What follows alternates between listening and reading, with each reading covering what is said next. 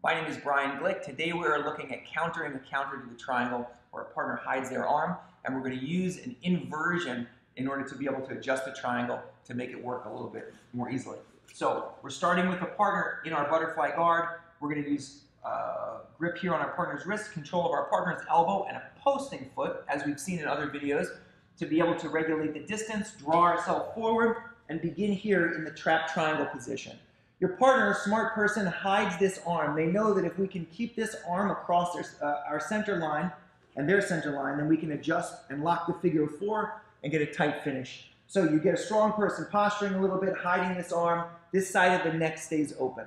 And if this side of the neck is open, now the triangle is going to be impossible. So we're going to begin by drawing our partner forward to us and controlling their head. We're going to invert our body.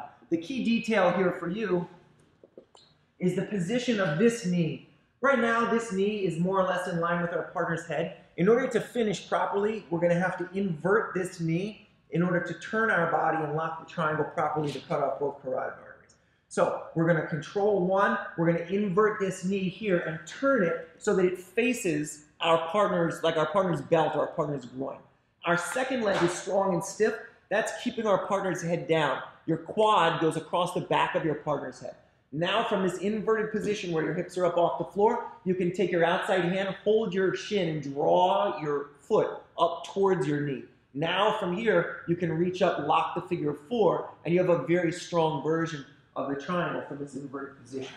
So once again, facing our partner, always starting with wrist control, elbow control, and then a foot posting to regulate the distance.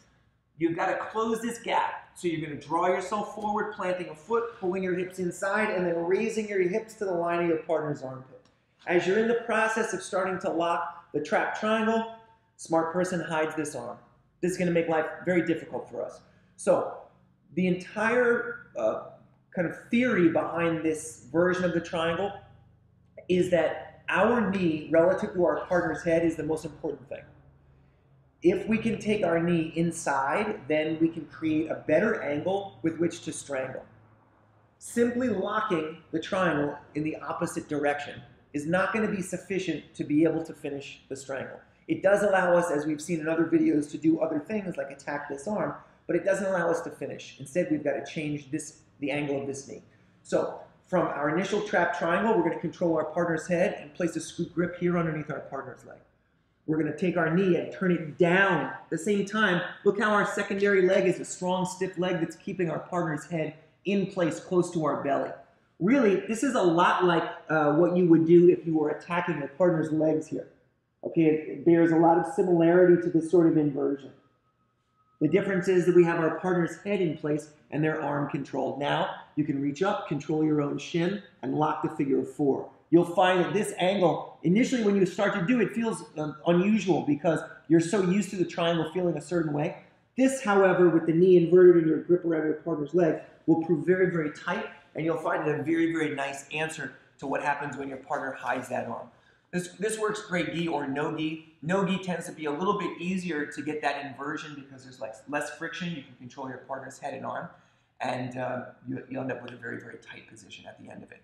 So hopefully this was helpful for you. If you liked it, please like this video. And if you have questions, let us know. See you soon.